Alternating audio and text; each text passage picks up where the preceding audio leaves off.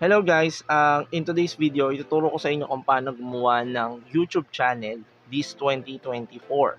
And as you can see, maraming gusto rin mag-umpisa katulad ko this year 2024 dito sa YouTube platform. So ngayon, ituturo lang natin kung paano ba talaga gumawa ng YouTube channel ng maayos, ng lalagyan natin ng maayos na content and yung niche na iisipin natin before tayo mag-upload ng video. This is the day 1 guys ng challenge, no? And matagal na akong nasa YouTube.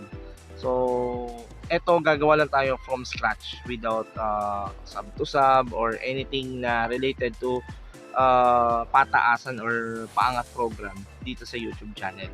So let's go on my screen. Nasa screen na kayo ng inyong cellphone. So, ayan yung screen natin, no?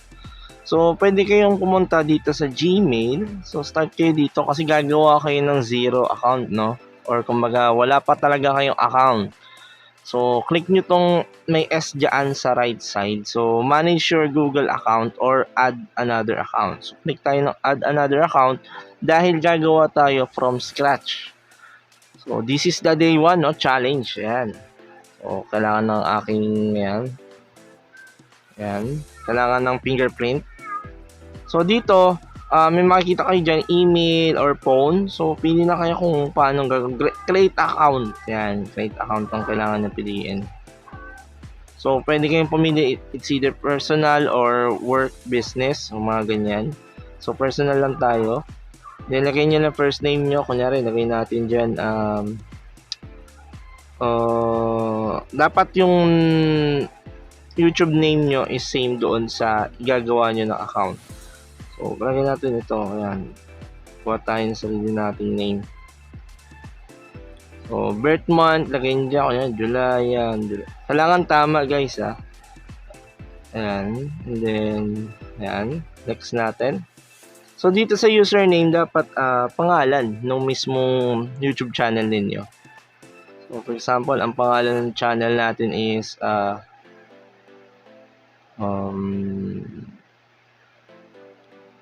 DIY guy 2024 at gmail.com. So katulad niyan. So next nyo lang. So sabihin may pangalan. So anong araw ngayon? Number na lang ilagay natin. DIY guy 0. Anong araw ba yun? June 17 24. Ayan, ganyan na lang lagay natin. So sa password, gawa kayo ng password nyo, ano? And make sure na isulat nyo yung password nyo guys dahil baka makalimutan ninyo. And yun lang. So ayan, Christian Aguas, DIY guy 1724. Next nyo lang. And then scroll. And then basahin nyo to guys, huwag nyo basta skip yan. So I agree. Now, meron na kayong nagawang email, no? So, dito na papasok na gagawa na tayo ng YouTube channel. So, wait lang natin. Ayan, nandito na siya, guys.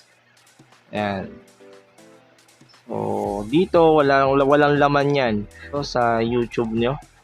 YouTube app. So, ayan nga pala, guys, yung existing ko na, na YouTube channel.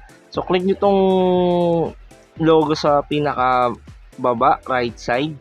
And then, click nyo yung natin, yung existing natin. Change tayo. Ayan, switch account pala, sorry. Click nyo yan, and then switch account. And then, hahanapin yung account ninyo. DIY guy. So, ngayon dito, lalabas iyan. Ayan, lalabas siya dyan. So, dito, papalitan natin. So, ang pangalan natin is DIY guy. DIY guy. Ayan. So, dito, syempre yung handle, palitan nyo rin. Para searchable kayo, no? DIY guy. 24. Yan. Para kailangan may check mark siya. So DIY guy, and then ang handle natin is at DIY guy 24. Get started. So now, eto na, nakapag-create na kayo ng bago nyong YouTube channel, guys, no? So isa to sa mga babantayan ko. So from scratch ito, and then wait sa aking part 2 hanggang sa or day 2 nung ating creation, no? Dahil meron na tong plan before ko gawin. So yan yung pangalan ng channel, and DIY guy. Kung napanood mo to, please subscribe, no, kung gusto nyo lang, and then mas marami pa tayong content na i-upload dahil naka-planned ito. Hindi ito yung basta na niche lang. So ginawa ko na to habang meron akong existing na isa pang YouTube channel. So kung tatanungin nyo kung monetize ako doon sa kabila, yes, monetize ako, ay matagal na ako sumasahod doon. And ngayon, gagawa tayo from scratch. So zero followers, zero subscribers, walang kahit ano. So ngayon, magkikreate lang tayo ng video, and then let's see the progress within 30 days target. Yun guys, nakita nyo naman kung paano ko ginawa yung aking first or yung day 1 ng ating YouTube channel, no, from scratch.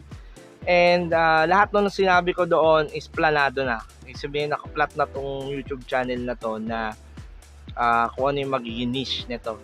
And stay tuned sa day 2, day 3, and ang target natin within 30 days. 30 days na challenge guys, na kailangan makahit ako at least 500 subscribers and decent amount of views. So yun yung kailangan natin i-hit, dahil in terms of YouTube kasi hindi na siya katulad ng dati, and ang ganda ng algorithm ngayon. And at the same time, yung YouTube ngayon ay nabibigyan na ng pansin yung mga small creators, and doon tayo papasok sa gap na yun. And stay tuned dahil makikita nyo kung paano mag-evolve itong YouTube channel natin na ito. And kung matatanong nyo, tulad na nasabi ko doon sa screen recording, nagmo-monetize na yung main channel ko guys. So ongoing yung income ko doon, and gumawa ko ng zero na tulad nito, ng scratch na YouTube channel, para may pakita ko sa inyo yung magiging step by step natin within 30 days. And let's see sa mga susunod ko pang vlogs. So yun lang, and see you on the next video guys. Bye.